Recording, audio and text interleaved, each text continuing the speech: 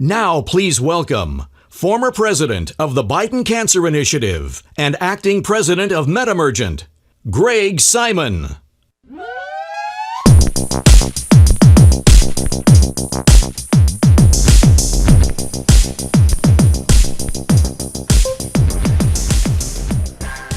Good morning, everybody. Little St. Vincent to wake you up. Not my first time in Vegas. This was my first time in Vegas. So a lot's happened since then. That was 40 years ago. Both Las Vegas and myself have become a lot less hairy. I learned that I had leukemia while I was getting my suitcase down from the overhead cabin on an airplane. Now, you might have a few questions about that, and we'll come back to that. But first, I want to ask you a question, and I want to give you a gift. So you look around the room, and you see 1,000 people. I look around the room, and I see 1,000 people riding elephants. And the reason I say that is that the founder of positive psychology, Jonathan Haidt, says that we are all riding an elephant that represents our subconscious.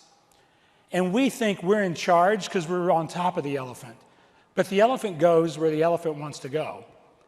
We know this in our daily lives because we're constantly influenced by our biases. We like certain news stories, we like certain gatherings, we like certain bubbles. And even when we try to pay attention, our biases are constantly that little voice in your head that you've grown up with that's immediately judging me right now, immediately judging your neighbor right now. Whenever you hear something, that little voice starts to argue with it. If you're married, you know exactly what I'm talking about. Often before your spouse or partner even finishes a sentence, that little voice starts saying, oh no, that can't be right, and here's a history of things I've done that show that that cannot be right. And then you find out later that they were agreeing with you, but you never gave them the chance. So bias keeps us from listening, and listening keeps us from learning, and not learning keeps us from not changing the world, keeps us from changing the world. So the bad news is it's really difficult to get rid of this bias. A lot of medical research that comes out of universities fails because the bias of the researchers was that it must have worked because I want it to work. The good news is that that bias is now integrated into your phone. You can physically look at the phone and see all your biases lined up. It's all the apps you chose. It's the news feeds you chose, the social media sites you choose, the friends you choose to dump, the ones you choose to keep. And when you try to do something away from your phone, you are constantly pulled back to your phone. We have all experienced this. It is your bias in action. So I'm trying to help change the world of cancer and health. And to do that, I need to know that for the next 20 minutes, that little voice in your head is not talking to you. So here's my challenge. I'd like you to take your phones and hand them to the person on your right for the next 20 minutes. Can you do that? Can you do that? No, you're not going to do that. Nurses do it. Scientists do it. The only other group that didn't do it was a group of CRISPR engineers. And like you, they didn't trust the person on their right to hold their phone for 20 minutes. So I said to the CRISPR crowd, let me get this straight. You don't trust this person on the right for 20 minutes, and the person on your left doesn't trust you. But you want society to trust you with our gene pool so you can edit the next generation. We have to work on this. So whether you hand your phone off or not, and I highly recommend you try it, I'd like to get the gift of your undivided attention for 20 minutes. So here's the question. What is the speed of medical data? Is it the speed of light, like fiber optic cable? Is it the speed of the Pony Express that took 10 days to get a letter from one coast to the other? About what it takes now? Is it something else? Well, in my case, the speed of data was much closer to the Pony Express. So I had a physical on a Monday because my doctor hadn't seen me for 2 years and he wouldn't give me a prescription for Ambien since he hadn't seen me for 2 years. So I said, okay. So I have a physical on a Monday.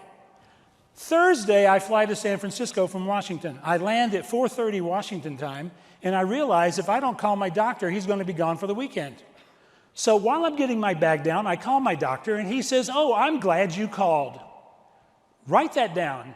He's glad I called. I was worried about my prostate score, PSA, etc. He said, your PSA is fine, your cholesterol is lower, but by the way, you have leukemia. Now, I went to public schools in Arkansas. That's not how we use by the way. We use by the way like, by the way, did you see the game last night? Not, by the way, you have leukemia. I said, what do you mean? He says, you have 160,000 white cells, and you're only supposed to have 10,000. You need to get that checked. No, I mean, really? So I'm sitting there on the plane, standing with my bag in the air, saying, yeah, I'll get that checked. I happened to be visiting a doctor. I had it checked. I had 180,000 white cells. Long story short, I went back to Washington. I was working in New York. I got checked. I didn't need treatment for a year. I got 6 months of chemo. I'm fine. But what does this story say about the speed of data? It takes 15 minutes to check your blood count to see how many white cells you have. 15 minutes. Somebody on Monday knew that this patient had raging CLL, chronic lymphocytic leukemia, and nobody called me for 4 days. In fact, nobody called me. I called. So why is it possible that that can happen? And the answer is our system is not self-aware. Our health system is not self-aware. Contrast that to every other system in your life. If you use a credit card in Morocco, you get an email from your credit card company, are you in Morocco? Immediately. Immediately. And yet somebody at a lab knew that this guy had raging leukemia for 4 days and nobody bothered to tell anybody. So the speed of data for my friend Alex was 8 hours round trip. She had glioblastoma, and she was diagnosed about the same time I was, and I knew that she probably had 18 months and that I was going to be fine. So at the last 6 months of her life, she lived on Park Avenue in New York between New York Langone Cancer Center and Sloan Kettering and New York Presbyterian, but our system made her go to Boston round trip for a clinical trial. 8 hours on a train when you're nauseated, you have a big tumor, and you are doing deadly drugs. Don't you know that somebody from Boston was commuting to New York, probably on the same trains to do the same exact thing, but because our system is not self-aware, we put the burden on Alex to spend the last 6 months of her life on Amtrak. My friend Bard had sold a company in his 30s that made him very wealthy. He was a credible athlete, and then he got multiple myeloma, and they gave him 3 years to live. He had money, he had knowledge, he was an MIT grad, he knew more about multiple myeloma than many doctors. He funded his own trial at Fred Hutch, never got started in a year and a half. He sent his bone marrow biopsy to Dana-Farber to be in the trial there, but they decided to stop to audit the data more. He flew across the country to Sloan Kettering to get into a CAR T therapy trial, and after he gets there in pain from multiple myeloma and incredible backache, they said, well, your last chemo was too recent. You'll have to fly back to Seattle and wait a month and then fly back to New York. Isn't that why we invented the telegraph, much less the telephone and email and texting? In each of these cases, the speed of data, 3 years for Bard, data that never happened, 8 hours for Alex, 4 days for me, remind us that this system is not and never has been organized with patients at the center. And that is the problem we're trying to fix today with patient data. There's only one thing in the cancer world that is organized with patients at the center: cancer. Cancer uses your immune system, your blood system, your lymph system, your nervous system, your nutrition, everything to grow. It does everything. It is not distracted by weekends in Vegas. It is not distracted by intellectual property or by tenure or by publication or by jealousy or by discrimination. It is totally focused on the patient. It is the only part of the system that is. And if we're going to beat it, we have to join it. We have to be as focused on the patient as cancer itself is, and that means we have to change the organizing principles in everything we're doing. As an example, You've heard a lot this morning about the electronic medical records, so I won't belabor it except to say this. It has always been true that patients own their data. It has always been true that patients own their data, but it has never been true that we organize the EMR world to reflect that. Going back 40 years for Epic and longer for Cerner, or as long for Cerner, we have organized it around billing and not around the patient. And when the decision was made in the Bush administration to go meaningful use instead of interoperability, what was a small gap then is a very big gap now. So 20 years later, we're still trying to get data out of the EMRs. So I was speaking to the people who do all that work with HL7 and the fire standard and all that stuff. And I said, you know, we've got to reverse the presumption. We're trying to break into Fort Knox with hammers and chisels to get at the data that we own. We need to stop that and redesign the system so that it is incapable of hoarding data. Just like your financial institution is not allowed to hoard your data. They're not allowed to make it hard for you to get. So the industry has said for the last 20 years, and the government's never made us, the government's never said you have to give people their records. Well, when I was at the Biden Cancer Initiative in the Cancer Moonshot, we started a program for people to sign up at cancer centers and hospitals, the management, to make it the default that you get your medical data every time there's a new event, without you having to ask for it and figure out who to ask, how to ask, where to ask, when to ask. It should just be fast, free, and forwarded to you. But because the government has never said, you have to, they haven't. Well, they have to, and they have to starting now, because without it, we are operating in the blind, and we are denying people access to vital information. And hoarding data reminds me of my uncle, who was a world-class hoarder, had things to the ceiling in his home. And when he died, we found some pretty cool stuff. 10 feet of garbage and some pretty cool stuff. My dad's ticket home from World War II on the Queen Mary. My dad's gun, his Colt 45, where he dropped it on the floor of his house when he came home from the war, and nobody moved it for 60 years until my mother mailed it to me with a bag of bullets in a box in the mail in 2003. Do the math. My mother mailed me a Colt 45 and a bag of bullets in a box in 2003. Scary. We call that hoarding. We call that a psychological problem, but when Sloan Kettering does it, when Hopkins does it, when big hospitals do it, we call that policy. It's just like people who are hoarders. It's just that they have bigger offices to fill. And guess what? My uncle was born, raised, died in the same house. Your medical record is born, lives, and dies in the same place because it never goes out for a walk and it never comes to visit you. That has got to change. Standards. How is it possible? I tried to explain this to my mother, who's 96 years old. She keeps saying, son, I've lived too long. And she's in good health. I said, Mom, here's the deal. You're voting next November whether you're alive or dead, so you might as well be alive. So I tried to explain to my mother that we don't have standards for pathology, we don't have standards for diagnoses, we don't have standards to measure responses to new drugs like immunotherapy drugs. And she says, what do you mean we don't have standards? What do they do? And I said, oh, Mom, you don't get me started. And then I said, you know what, Mom, I think I figured it out.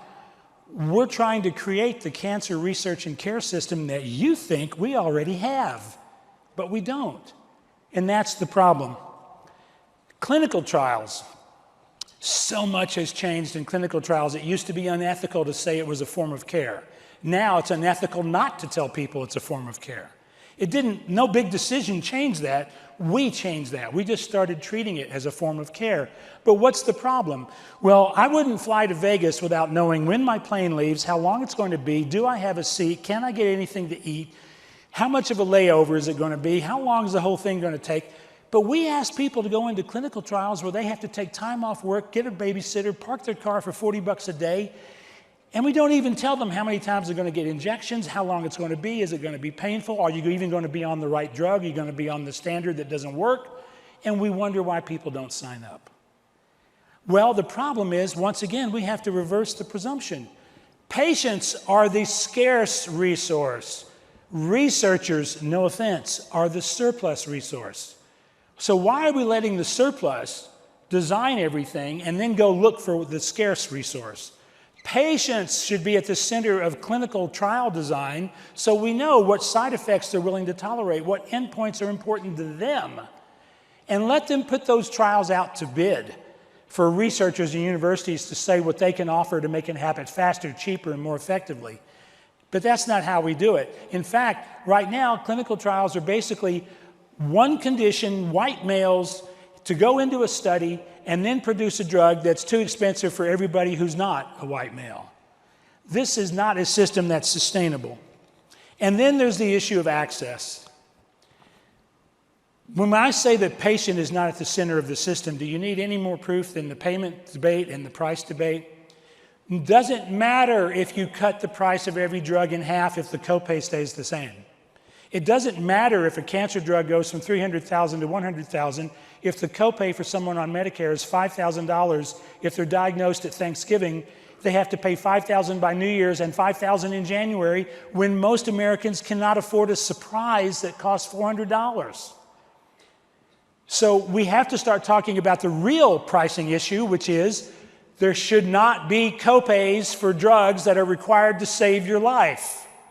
Copays were designed to keep me from buying Viagra and having somebody else pay for it, or the Lipitor instead of a Torvastatin.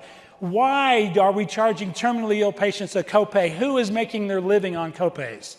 It is another artifact of the system that keeps people in hospice and keeps us from doing the right thing by so many people.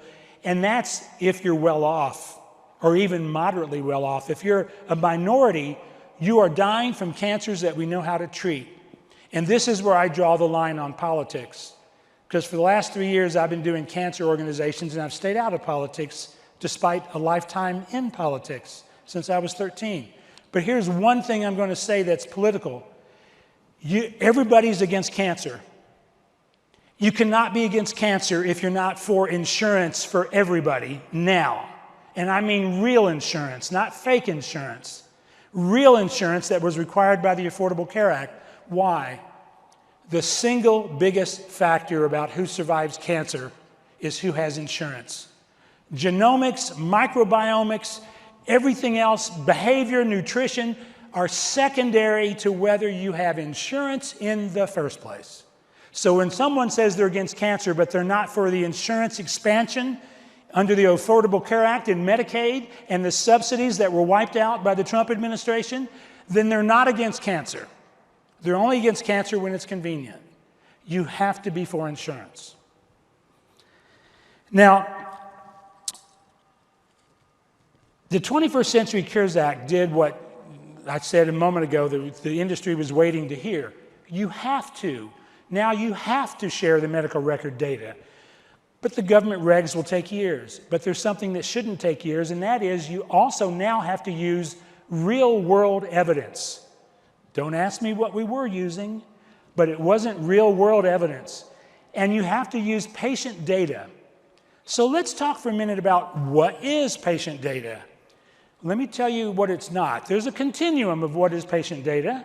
There's what the doctor knows about you. There's what the medical record says about you. There's your lab test. There's your genomics.